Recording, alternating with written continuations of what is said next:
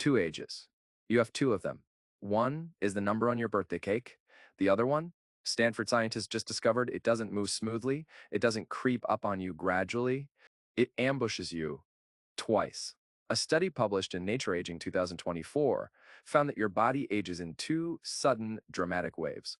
One hits in your early 40s and one hits around 60. And the molecular shift that happened in those windows are so significant that the researchers themselves called them non-linear acceleration events. Translation: there are two moments in your life when aging doesn't walk, it runs. And if you don't know they're coming, you walk straight into them, unprepared. In about 90 seconds, I'm going to tell you exactly which wave you're in right now and what that means you should be doing differently this week. Stay with me. Here's the mental model that changes everything. Most of us picture aging like a ramp, a slow, predictable decline that starts somewhere in your 30s and just keeps going. That's not what the data shows. The Stanford team found it looks more like a staircase. Long, flat sections where your biology is relatively stable, and then sudden drops. You're walking along, feeling fine, and then something shifts fast. The first drop happens around age 44, the second around 60. Here's the part that matters most. These drops are not inevitable. The study found they're largely behavioral. The habits you're running right now, the ones you've probably been running since your 30s without updating, are either preparing you for that drop or accelerating it. And four specific behaviors are the biggest accelerators. I want to go through all four because knowing them changes what you do today. A quick pause. If you're new here, this channel is 3 videos a week, every week, built entirely on peer-reviewed research, no supplements I'm being paid to push, no wellness trends, just the science made actually usable. Hit subscribe so you don't miss what's coming. Saturday, the one longevity factor most people are destroying every single night without realizing it. Okay? The 2 waves and the 4 accelerators. Wave 1, if you're in your 40s, this is happening in your body right now. The Stanford researchers found significant molecular changes around age 44 in 4 specific areas: lipid metabolism, cardiovascular markers, alcohol metabolism, and muscle composition. Here's what that means in plain terms. Your body's ability to process dietary fat drops, your ability to metabolize alcohol drops, your muscle composition begins shifting in ways it didn't in your 30s, and the people who feel this hardest are the ones who haven't changed anything. Same diet as their 30s, same exercise habits, same sleep. They're running 2024 software and hardware that just got a significant architecture change, and the performance gap shows up as fatigue, unexplained weight gain, and low-grade inflammation that never quite goes away. Wave 2 is the one most people don't see coming, and it hits a system you probably never think about in the context of aging. Here's what changes.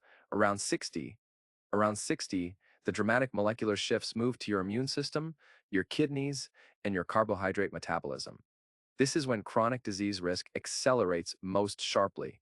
And here's the specific mechanism worth understanding. Your immune system enters a state that researchers call inflammaging. Inflammaging means your immune system loses precision. It either over-responds, which drives autoimmune-like inflammation, or under-responds, which leaves you more vulnerable to infection and less able to clear damaged cells. Both outcomes increase mortality risk. Both are measurable, and both are influenced by the 4 behaviors I'm about to walk through. Now, the 4 behaviors that decide whether you ride these waves or get knocked over by them. Number 4 is the one that surprises people the most. I'm saving it for last. A 2023 study found that when ultra-processed food makes up 20% or more of your daily calories, that is about 1 in 5 bites. Biological aging markers accelerate measurably. Ultra-processed food is the single biggest driver of inflammaging in the American diet. The working definition is simple. Anything with more than 5 ingredients, especially ingredients that couldn't exist in your kitchen, you don't need to be perfect. You need to get below that 20% threshold. That's 1 meaningful swap per day, not a lifestyle overhaul, not 1 late night. A pattern of undersleeping below 7 hours consistently accelerates epigenetic aging by an estimated 1.5 to 3 years per decade. The mechanism is threefold. Your lymphatic system, the brain's waste clearance process, can only run during deep sleep. Inflammatory cytokines accumulate, and growth hormone secretion, which drives cellular repair, drops sharply. You're not just tired, you're aging faster. Accelerator 3 is the one that catches people off guard, especially people who think they're already doing everything right because they go to the gym. Here's something that frustrates a lot of people when they first hear it. A 45-minute workout does not undo 10 hours of sitting. Research now treats sedentary behavior as an independent risk factor, separate from exercise. Sitting continuously for hours impairs insulin sensitivity and drives metabolic dysfunction in ways that your morning run doesn't fully reverse. The fix is not dramatic. Stand or walk for 5 minutes every 30 to 45 minutes. Set an alarm. That simple interruption is independently protective. It's not about more exercise, it's about fewer, unbroken hours of stillness. This is the one that surprises people most because we don't think of loneliness as a biological risk factor. We think of it as an emotional one, but chronic isolation activates the same stress and inflammatory pathways as a physical threat. Your body processes loneliness the same way it processes danger. And the result is measurable increases in IL-6, CRP, and other inflammatory biomarkers, the same markers driving accelerated aging. This isn't metaphor. This is physiology, and it's been replicated across decades of research. The most underrated longevity intervention available to you tonight is a phone call to someone you care about. Now, the part that actually matters, because knowing the waves without knowing how to respond to your specific wave is just interesting information. Here's the protocol matched to where you are right now. This is where I want you to actually stop and think about which category you're in. If you're in your 40s, wave 1 is already underway. The metabolic shift is happening. Here's what that means practically. Cut ultra-processed food first. It's the single highest leveraged dietary move for your decade. Increase protein to protect the muscle composition that's starting to shift. Keep alcohol genuinely moderate.